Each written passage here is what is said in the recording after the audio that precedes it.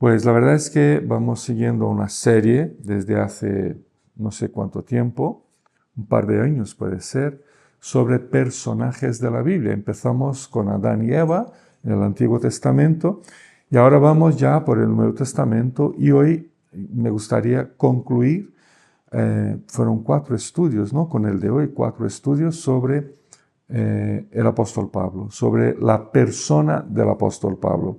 Pues empezamos nuestros estudios sobre Pablo hablando de quién fue Pablo, quién fue este personaje. Hablamos un poquito sobre su misión, una misión que se definía por su fe y por la manera como anunciaba el Evangelio de Cristo. Hablamos un poquito sobre la transición de una era apostólica, cuando vivían los 12 apóstoles, y Pablo el último de ellos, ¿no? Una transición de esta era apostólica a la era que vivimos hoy, que es la era post-apostólica, después de los apóstoles. Y hoy quiero concluir mencionando su célebre defensa de su apostolado. ¿Por qué nos cuenta Pablo esta historia de cuando le plantó cara a Pedro? Una historia curiosa, ¿no? Un poco extraña, ¿no? Un conflicto entre 2 de los principales apóstoles, ¿no? Quizás los 2 más importantes del primer siglo, ¿no? ¿Por qué? Porque en la verdad esta historia es parte de una defensa que construye el apóstol Pablo de su apostolado frente a los prejuicios de los judaizantes. Quiero introducir esta palabra. Los judaizantes eran judíos que se habían convertido al cristianismo. Gran parte de estos judíos habían sido, en su época de judaísmo, habían sido sacerdotes judíos, ¿no? Y que enseñaban que primero, uno que no es judío, como nosotros, ¿no? Que somos gentiles, porque ellos dividían el mundo entre judíos, que era como un ser humano súper especial, y el resto del mundo, que eran los gentiles, las gentes, ¿no? La gentuza, por decirlo de alguna manera. Pues ellos creían que los gentiles que se convierten a Cristo debían primero pasar por el judaísmo y cumplir todos los preceptos del judaísmo para entonces ser dignos del cristianismo o de Cristo. Y el apóstol Pablo estaba absolutamente en contra de este proceso de conversión de un gentil que tenía que ser primero una especie de judío para luego se convertir al cristianismo. Y como Pablo y muchos otros pues le hicieron frente a esta forma de pensar de los judaizantes en Jerusalén, pues muchos empezaron desde Jerusalén, que era como la sede, ¿no? La sede de todo el cristianismo de entonces, empezaron a cuestionar el apostolado de Pablo. Si Pablo no está de acuerdo con la iglesia madre de Jerusalén, pues no es apóstol de verdad. Y empezaron a cuestionar fuerte el apostolado de Pablo, tan fuerte que él tuvo que públicamente defender, de forma escrita incluso, defender su apostolado. Y tenemos 2 cartas de Pablo que tienen como objetivo central esa defensa del apostolado, y es una defensa muy teológica, ¿no? Él escarba las doctrinas de la Biblia, del Antiguo Testamento y de la vida de Cristo y saca argumentos para mostrar que su forma de enseñar estaba correcta, ¿no? Las 2 cartas son segunda a los Corintios y esta que hemos leído de Gálatas, ¿no? De Gálatas. Pues lo que pasó es que tenemos que entender un poco la situación, ¿no? Lo que pasó es que la circuncisión era una práctica importante del judaísmo y significaba una alianza la alianza de Dios con su pueblo, siendo que los que no eran circuncidados, los proscritos y rechazados, eran considerados impuros. Todos los judíos, habían sido circuncidados. Los gentiles no tenían esa práctica, ¿no?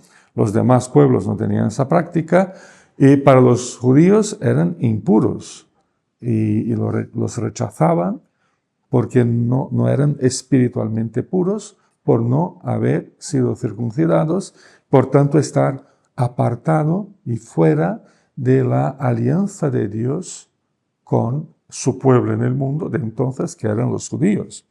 Cuando surge la iglesia entre los judíos, sabemos que la iglesia surge en Israel. Surge en Jerusalén, luego se extiende por Judea y luego se traslada a Galilea, que era un poco más al norte, estaba un poco apartada, pero todavía era una población de judíos, ¿no? Era como una provincia un poco apartada, pero eran judíos. Entonces, cuando la iglesia surge entre los judíos, muchos, no todos, pero una gran mayoría de judíos que se convierte al cristianismo y entienden que la gracia de Cristo es lo que les salva y no el cumplimiento de la ley, pues la verdad es que entienden eso, pero a la vez vienen de una cultura de unos, digamos, casi 2000 años, en que estaban aferrados al cumplimiento de estas leyes, que les cuesta tremendamente, y eso lo podemos entender, les cuesta abandonar estas costumbres religiosas del judaísmo, y siguen manteniendo, pues no todas, se dejaron muchas, pero siguieron manteniendo varias de las costumbres religiosas de su propio pueblo. Y hasta ahí lo podemos entender, porque, hombre, es difícil que cortemos con un pasado cultural de más de 2000 años, o de casi eso, así de la noche a la mañana. Pero bueno, hasta ahí lo podemos entender. Practicaban, por ejemplo, las 3 oraciones del día, a las 9, a las 12 y a las 3, ¿no? Todo el mundo tenía que parar para que ellos a las 9, a las 12 y a las 3 hicieran sus oraciones, ¿no? Como por ejemplo, eso, las visitas obligadas al templo en Jerusalén, todo eso, ¿no? Hasta ahí sí que lo podemos entender, porque entendieron la gracia como algo que estuviera añadido a la ley. Ley y gracia, la ley como no sustituta de la gracia no como una sustitución de la ley, que tampoco lo es, ¿no? Pero no entendían plenamente que la gracia era el cumplimiento de la ley. Entendían que junto a la ley, pues ponemos la gracia, y así somos salvos por Cristo, pero también por nuestras buenas obras, o por cualquier otra cosa que podamos hacer y que está sobre nosotros como una obligación. A principio esta dinámica se consideraba normal hasta que la iglesia llega a los gentiles y se genera en Galacia una crisis. Galacia es una zona que está al sur de lo que hoy conocemos por Turquía. Cuando la iglesia se instala entre los gentiles, que no eran circuncidados como los judíos, pues ahí se monta un problema gordo, porque los gentiles no se iban a circuncidar y convertirse al judaísmo y visitar el templo en Jerusalén y cumplir las oraciones de las 9, 12 y 3 de la tarde, porque no tenían esa costumbre, nunca lo habían hecho. Y tampoco Pablo les enseñó que eso era parte de la vida cristiana. Pablo, por su parte, no insistía de ninguna manera en que los gentiles tuviesen que circuncidarse para tornarse cristianos, ni para el proceso de santificación. No era necesario nada de eso. De hecho, este tema ha sido discutido en Jerusalén Si después podéis leer el capítulo 15 del libro de los Hechos, en Jerusalén se reunieron en concilio, el primer concilio de la iglesia cristiana, ¿no? Se reunió los apóstoles con líderes de la iglesia por todos los lugares del mundo donde estaba, que todavía no estaba muy extendida, ¿no? Pero todo por ahí. Y tenemos en el capítulo 15 el concilio de Jerusalén que se reunió. ¿Para qué? Para discutir ese problema. ¿Qué debemos hacer? ¿Dejamos que los gentiles vivan la fe como gentiles que son? ¿O les obligamos a ser medio judíos para vivir la fe cristiana? Y el concilio dijo, pues no, que vivan la fe como gentiles que son, ¿no? Incluso el versículo 19 del capítulo 15 de Hechos dice, la decisión del concilio es, consideramos que debemos dejar de ponerles trabas a los gentiles que se convierten a Dios. Pero habían los partidarios de la circuncisión, o los judaizantes, que eran estos judíos cristianos ultraconservadores y no admitían la conversión ni la santificación de un gentil sin que pasara al menos por un ritual judaico que era la circuncisión. Como Pablo era el principal defensor de que los gentiles convertidos a Cristo estaban absolutamente libres de cumplir con esa ordenanza, estos judaizantes se oponían ferozmente a Pablo, cuestionando su apostolicidad. Y por eso es que Pablo tiene que defenderse, defender su apostolado ante toda la iglesia mundial que existía en esa época. Así que uno de sus objetivos en esta carta a los Gálatas es la defensa de su apostolicidad contra los ataques de estos judaizantes.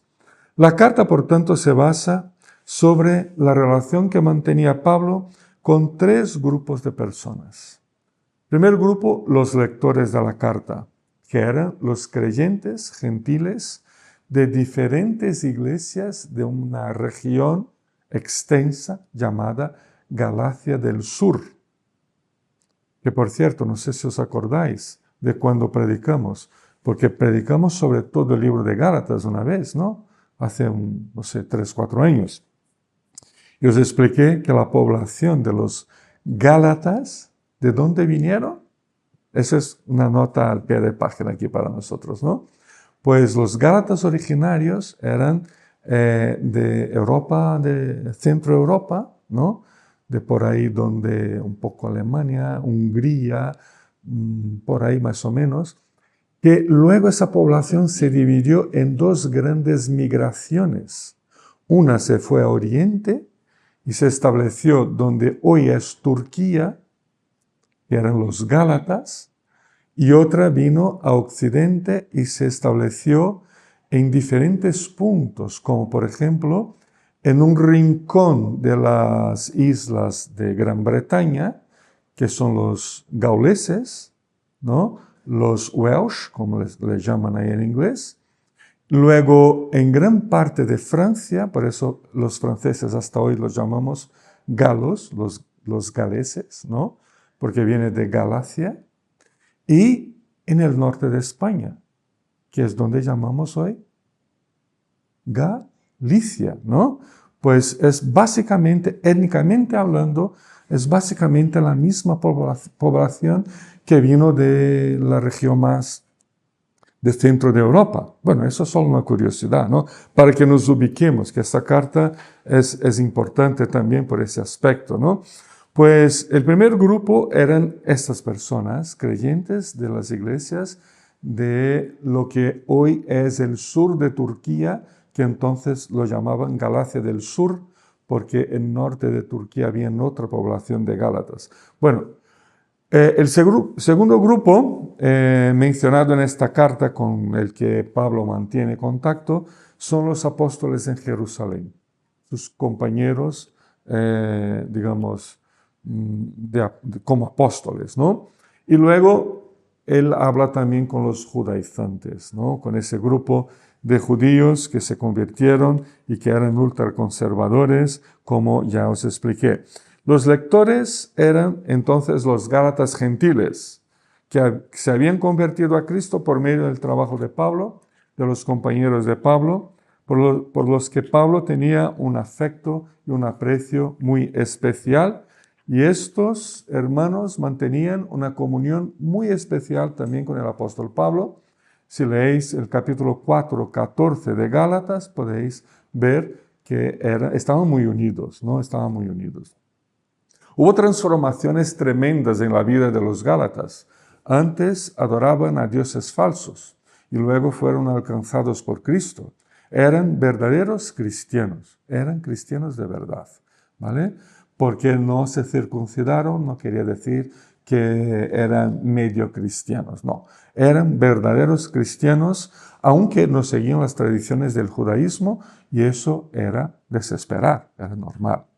Cuanto a los apóstoles, el segundo grupo, los apóstoles en Jerusalén, Pablo gasta sus 2 primeros capítulos intentando explicar la relación que había entre ellos y algunos enfrentamientos por parte de Pablo. Ya sabemos que Pablo tenía un carácter un poco especial, ¿no?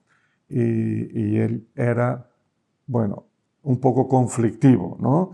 Y con Pablo, pues no se podía jugar a medias palabras, ni digo eso y hago lo otro, porque era un poco conflictivo. Y él tuvo enfrentamientos incluso con sus compañeros apóstoles, ¿no? Porque los Gálatas, que eran sus hijos en la fe, les intentaban a los Gálatas a persuadir que siguieran a otros maestros y que rechazaran las enseñanzas de Pablo. Aunque la posición de Pablo y los demás apóstoles era la misma, o sea, estaba de acuerdo con los apóstoles en cuanto a este tema de la circuncisión, y estos otros maestros que incluso se dieron la molestia de coger un autobús en Jerusalén y bajar en Antioquía. Bueno, autobús no había en la época, ¿no?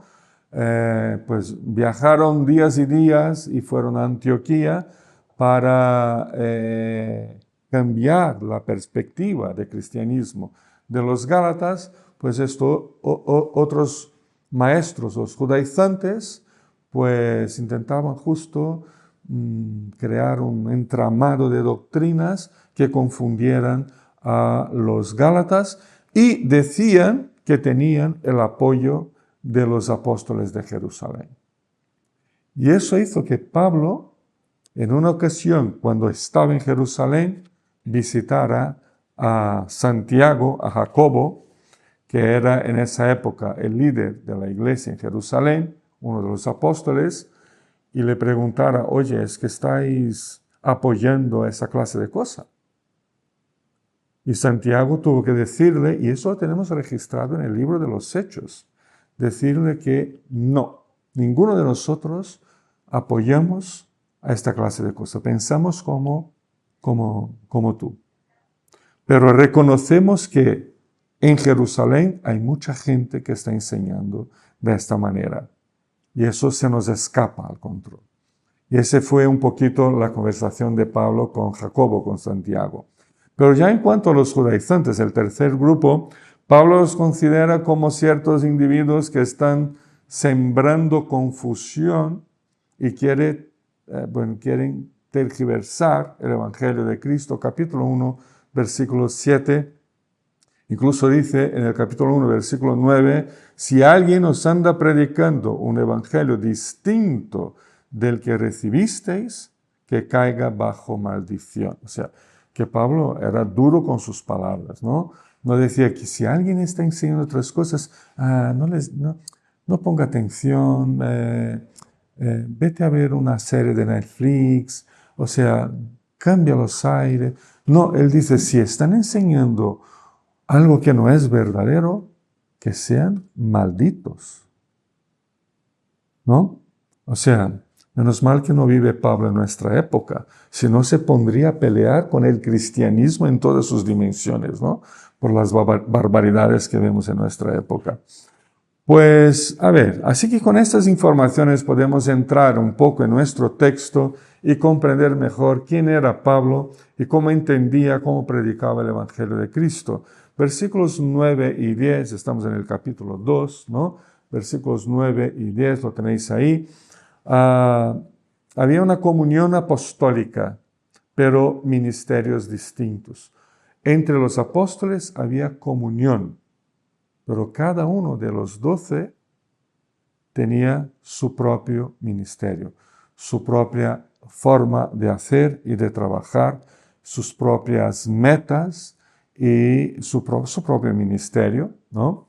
Y al tratar de las acusaciones de los judaizantes contra su apostolado, el primer argumento de Pablo es que su relación con los demás apóstoles de Jerusalén va más allá de la amistad que había entre ellos y de la fraternidad que había entre ellos, que era una relación formal.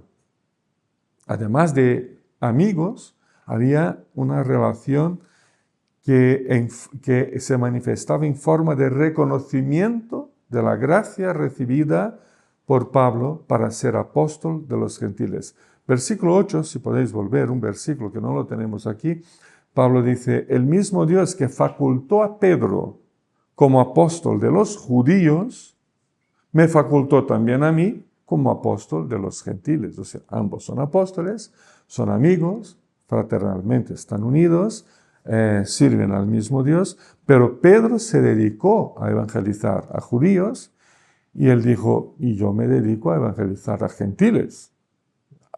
Campos distintos, pero sigue habiendo comunión entre ellos. En ese sentido, los columnas de la iglesia, que eran justamente Jacobo o Santiago, ¿no? Ambos nombres, da igual los nombres, ¿no? Jacobo o Santiago. Jacobo, Pedro y Juan, que eran los tres columnas de la iglesia. Con el reconocimiento de todos como columnas de la iglesia, le recibieron a Pablo, reconociéndole como apóstol de los gentiles. O sea, le dieron la diestra de comunión apostólica a Pablo, porque Pablo no caminó con Cristo. Pablo, cuando llega al cristianismo, fue después de la muerte y resurrección de Cristo, ¿no? Él no tuvo la misma experiencia de los otros, que vivieron con Cristo, viajaron con Cristo y estaban ahí con Cristo los 3 años enteros. Pablo llegó tarde. Por eso él dice, yo soy como un nacido fuera de época, ¿no? Si yo cuando nací, vosotros ya estabais, ya eran adultos, ya eran apóstoles, yo estaba naciendo. Pero aún así me extendisteis la mano, la diestra de comunión apostólica. Por tanto, había comunión. Ese es el argumento número 1 de Pablo. Soy apóstol porque los otros apóstoles me reconocieron como tal. ¿Vale? Segundo, versículos 11, 12 y 13, que también lo tenemos por aquí. Vemos que el ataque judaizante afecta a Pedro. Hay una influencia de los judaizantes sobre Pedro, uno de los apóstoles, ¿no?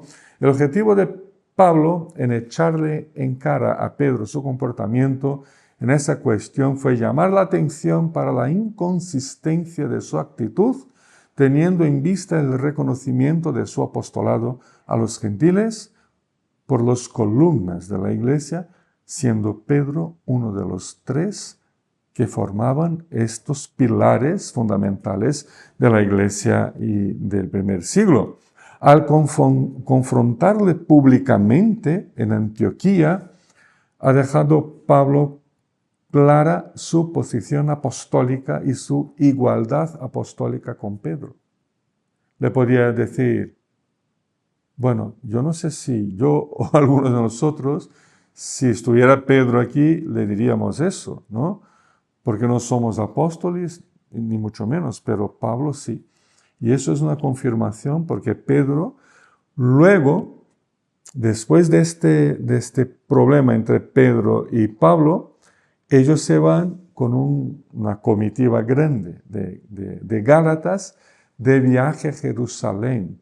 Se supone que ese viaje tardaría como entre 1 semana y media a 2, porque iban caminando, a veces a caballo, o sea, no era coger un avión y en 2 horas estoy ahí, ¿no? Y fue el tiempo que tuvieron, eso es lo que se supone que pasó, ¿no?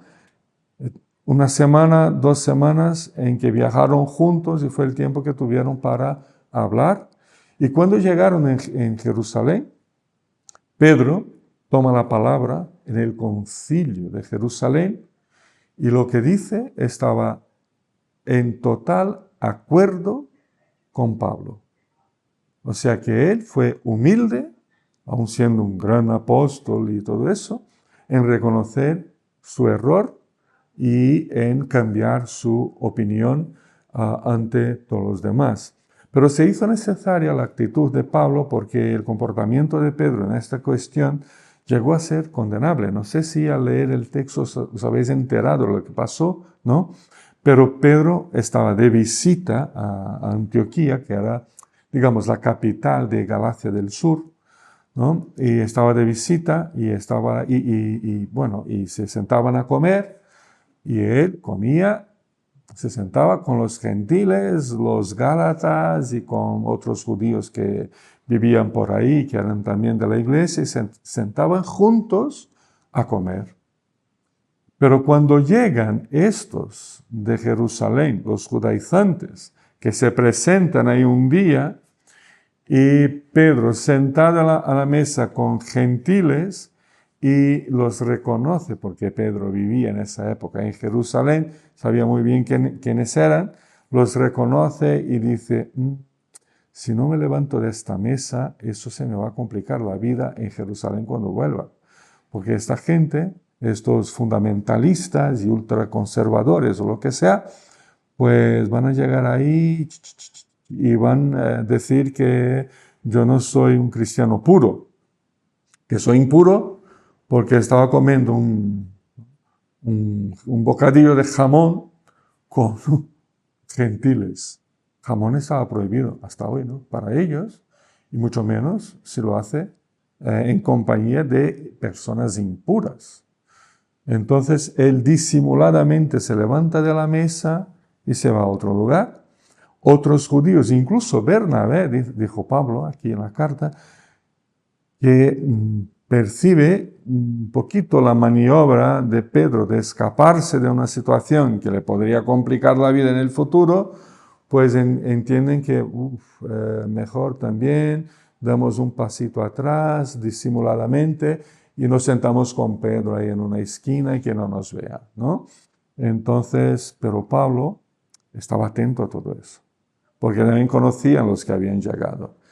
Y como una manera no solo de proteger a sus gálatas queridos, pero de equilibrar teológicamente una situación, pues le planta cara a Pedro, incluso nombra a Bernabé, que no era apóstol, pero era una persona súper conocida de toda la iglesia de la época, y es el problema. O sea, la manera como Pablo escribe lo que pasó, lo que tenemos aquí en la pantalla, era como para decir, mira, yo pude plantar cara a Pedro porque soy apóstol como él. Y luego, en el concilio de Jerusalén, Pedro reconoce su error, vuelve atrás, se mantiene al lado de Pablo con la misma opinión, reconociendo que Pablo de hecho podía plantarle cara como lo hizo, ¿no? Como lo hizo. Siendo Pedro uno de los apóstoles y persona con gran influencia en la iglesia de la época, los demás judíos, cristianos de Antioquía, que antes, incluso Bernabé, que antes disimularon también como Pedro, pues ahora pueden volver al equilibrio de antes y sentarse a comer con gentiles sin ningún problema. Pero dura fue la palabra que usó Pablo, y esa palabra la tenemos registrada aquí 2 o 3 veces en este episodio, que es la palabra hipócrita, ¿no? Hipócrita es una palabra muy interesante, viene del mundo del teatro griego, ¿no? Y tiene ese sentido, ese sentido de la capacidad de los actores en el teatro de esconder su verdadera personalidad y asumir un determinado papel, ¿no? Y usó esta palabra, hoy es una palabra muy ofensiva, llamar a alguien de hipócrita. En esa época no. Lo que estaba diciendo, Pablo no le estaba ofendiendo, hoy es una ofensa. Yo te llamo hipócrita, que eres un hipócrita, estaré ofendiendo a esa persona. Pero al usar esta palabra, que para nosotros es muy fuerte en ese sentido, lo que estaba diciendo Pablo es que Pedro se portó como un actor de teatro. ¿Eh? Escondió lo que de hecho pensaba, lo que de hecho creía, lo que de hecho era, y disimuladamente creó como un personaje para no complicarse la vida. Entonces, ojo con la palabra hipócrita, que aquí en el texto no tiene ese sentido de ofensa como tenemos hoy cuando usamos esta palabra. Versículos 14 a 20, vemos entonces la teología de Pablo. O sea, alrededor de su apostolado y desde ese confronto con Pedro, ¿qué es lo que creía Pablo, de hecho? ¿Cuál era su teología? ¿Cuál era su verdadera enseñanza? Pues vamos a algunos aspectos de eso que son muy importantes. Primero, que las tradiciones religiosas no tienen una importancia superior a la palabra de Dios, a las escrituras sagradas. Versículo 14. La pregunta que le hizo a Pedro tiene como objetivo mostrar que el valor de las tradiciones religiosas no superan los principios de la escritura sagrada y que por tanto, aunque las tradiciones tengan su lugar, cuando no contradigan la palabra de Dios, las podemos mantener. Si contradicen la palabra de Dios, como era el caso de los judaizantes, pues la apartamos, ya no hacemos esas cosas, ¿no? Entonces nuestra vida se guía no por tradiciones, sino que más bien por los principios de las escrituras sagradas. Versículo 15 y 16, número 2, el lugar de la ley en la gracia de Dios, ¿no? La ley tiene su valor y su función en la obra redentora de Dios. Hace, no sé si la semana pasada o la anterior, creo que la anterior, no me acuerdo muy bien cuándo, os estaba explicando sobre qué era la ley, ¿no? Entonces, os puse el ejemplo, os lo voy a repetir porque creo que es un ejemplo fácil para entender la función de la ley, ¿no? Vamos caminando por el campo y hay una charca o un lago o lo que sea y vemos el agua está limpio, un agua clara, transparente, cristalina, y con el sol y el calor podemos hacer así, tomar un poquito del agua que está limpia. Pero si cogemos un palo, una vara, y removemos el fondo, que es lo que sube, pues el lodo, la tierra, ¿no? Todo el fango que está ahí, pues eso sube. Y cuando sube vemos, uy, no está tan limpia el agua, ¿no? Ahora ya no la puedo beber, que está todo eso, ¿no? Ahí levantado. Entonces, ¿la ley qué es la ley? Es ese palo. Porque cuando yo miro mi vida, me veo perfecto.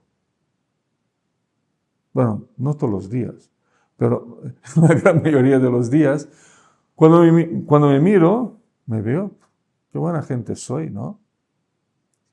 Pero la ley, ¿qué es? La ley es un espejo mágico, vamos a ponerlo entre comillas. Cuando me miro a los ojos o por la perspectiva de la ley, veo que no soy tan perfecto como pensaba o como quiero demostrar y aparentar a los demás, que tengo un montón de defectos y soy incapaz de muchísimas cosas, ¿no? Y meto la pata todo el tiempo.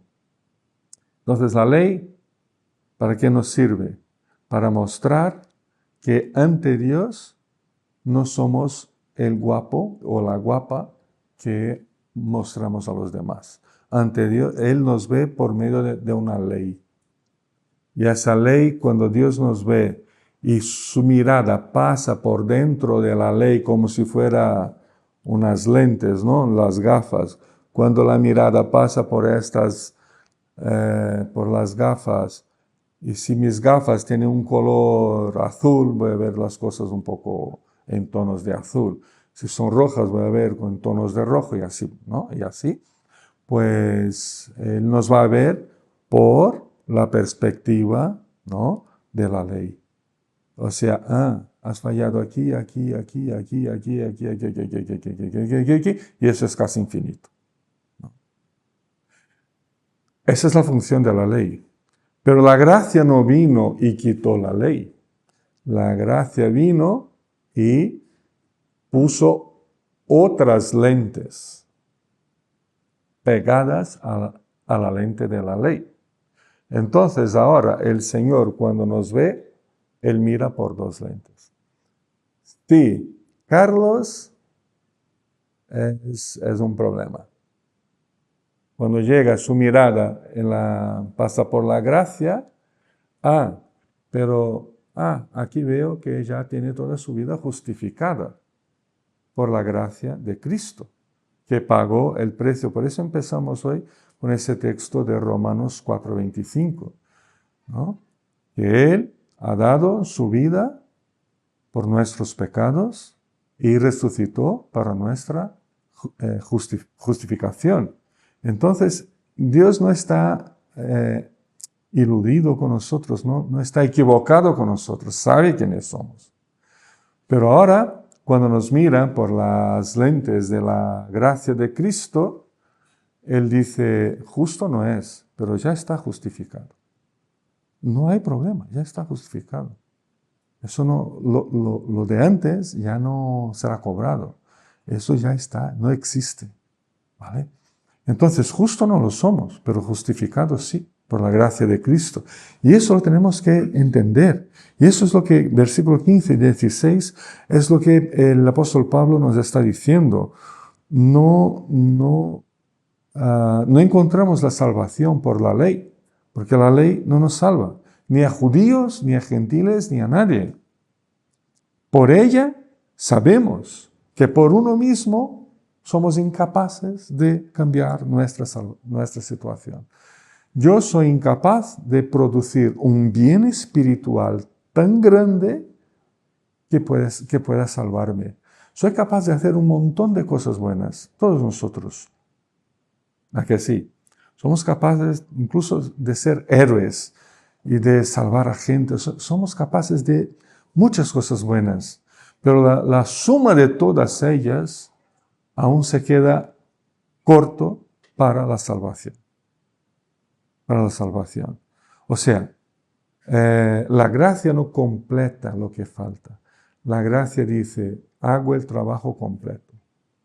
Vosotros estáis absolutamente, definitivamente salvos por Cristo y no por vuestras obras ni por la ley. Versículo 15 y 16 nos habla de ello, pero también nos dice que todos los seres humanos solo llegamos a Dios justificados por Cristo. Y eso ya repitiendo un poquito lo que acabo de decir, ¿no? Pero Pablo define claramente la forma como una persona, cualquier persona, alcanza una posición aceptable ante Dios, ya que por el cumplimiento de la ley jamás llegamos a Él. El único camino para la salvación, por tanto, ¿cuál es? La justificación que nos da Cristo por medio de su muerte y resurrección. Solo podemos acceder a Dios por esta fe en Cristo. Da igual si somos judíos, gentiles, si vivimos en el siglo XXI o si vivimos en el siglo VI o si vamos a vivir en el siglo... Da igual. Solo llegamos a Dios por medio de Cristo. Versículos 17 y 18 nos habla de la evidencia del pecado humano. Aquí ahora Pablo se vuelve al tema de la circuncisión como necesaria para la entrada de los gentiles a la gracia y a la justificación de Cristo. que era lo que proponían los judaizantes, ¿no? Pero lo que se evidencia aquí es que cuando comprendemos nuestro estado de pecado y de distancia de Dios, cuando lo comprendemos, pues nos damos cuenta de que somos transgresores y pecadores. Volver a tradiciones religiosas de la ley de Dios, o como Pablo puso ahí, volver a edificar lo que antes había destruido, y no se refiere a un muro, a una pared de la casa, él se refiere a que antes tentábamos edificar una vida con Dios en la ley. Y eso ha sido destruido, ya no está. Ahora esta edificación es de gracia, ¿no? Volver a lo que era antes, pues eso es edificar algo que no puede ser construido otra vez, ¿no? Entonces, volver a estas cosas, considerarla como parte del proceso de justificación, de santificación, eso es ya para Pablo inaceptable. La gracia libera. Y esa es la propuesta de Gálatas. Si nos sentimos a veces acorralados porque nos sentimos obligados a hacer cosas para agradar a Dios y tal, pues os recomiendo una lectura de golpe del libro de Gálatas, que 5 capítulos, en 20 minutos lo podemos leer. Vamos a poner 30 minutos para una lectura más atenta, porque es un libro de liberación, estamos libres de estas cosas, ¿no? La obra de Cristo en nuestra vida nos libera. Versículo 19, versículo 20. La enseñanza de Pablo en estos dos versículos es muy personal, pero no exclusiva de Pablo. Él se presenta como voluntario para que todos nos podamos ver en nuestra experiencia como cristianos, reflejados en la experiencia de él, en su propia experiencia. Si Pablo se considera muerto para la ley y vivo para Dios, que eso es el tema de esos dos versículos, ¿no? Si Pablo se considera muerto para la ley y vivo para Dios, también nosotros. También nosotros. Si Pablo se considera crucificado con Cristo y dijo que Cristo vive en él, pues también nosotros. También nosotros. Por tanto, la obra de Cristo en nuestra vida es una obra completa y no depende de que cumplamos algún precepto de la antigua ni de las nuevas leyes que están por ahí. Por último, versículo 21, la eficacia de la obra de Cristo. Como dice el apóstol, ya que la justicia de Dios no se obtiene mediante las obras de la ley, sino que por la gracia de Cristo, su propiciación por la muerte fue absolutamente eficaz, definitiva e insustituible. Por eso, ni Pablo desecha la gracia de Dios, exigiendo que los gentiles se circunciden, ni tampoco nosotros podemos desechar esta gracia intentando cumplir preceptos sobre preceptos como si tuvieran algún valor eterno y salvador. Algunas conclusiones. Primera, la iglesia entonces era tan compleja como la de hoy. Problemas como los presentados por los judaizantes o incluso la debilidad de Pedro al dejarse llevar por sus atrayentes doctrinas para un judío, son problemas parecidos a los que la iglesia viene enfrentándose a lo largo de todos estos 20 siglos. No podemos pensar que ellos eran más santos, más puros, mejores, menos pecadores, porque vivían con los apóstoles o porque llamamos iglesia primitiva, que tenía más capacidad de oír la voz de Dios por medio de las Escrituras. No. Somos igualitos a ellos o ellos a nosotros, da igual. Y enfrentamos problemas similares. Esto, una primera cosa que debemos considerar. Segundo, es necesario el estudio de las Escrituras Sagradas. Es necesario estudiar la palabra de Dios, la Biblia. La reacción de Pablo y su firme enseñanza nos muestra la importancia de un estudio serio, profundo, comprometido y constante de la Biblia como personas, como familias, como iglesia. Sin la palabra de Dios nos corrompemos. Sin una teología segura, somos como paja que el viento levanta y sopla y se lleva. Número 3. teología y disciplina. Esa teología de Pablo fue útil para disciplinar y corregir, ¿no? Y a Pedro y ponerlo de vuelta en su camino, ¿no? en su lugar.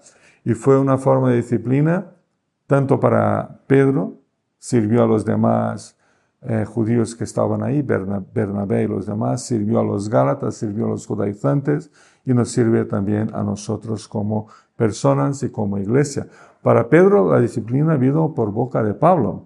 Entre nosotros nos podemos amonestar mutuamente con respeto, con amor, pero sobre todo recae sobre los líderes esta responsabilidad de amonestar, pastorear, cuidar y a veces decir, oye, por aquí no, vete por ahí que es más seguro, ¿no? Por ahí estás dentro de los principios de la palabra de Dios. Pues esas cosas las aprendemos de Pablo. Concluimos aquí nuestros estudios sobre este personaje. Fueron 4 semanas. Seguiremos la próxima semana con otro personaje de la palabra de Dios del Nuevo Testamento, ¿vale? Y nos tocará Pedro. No sé si la próxima semana empezamos con Pedro, porque estamos aún negociando un tema interesante para la próxima semana, pero si no la próxima, la siguiente, empezaremos con el apóstol Pedro y vamos a conocer este personaje también tan curioso que fue el apóstol Pedro. Que Dios nos bendiga. Amén.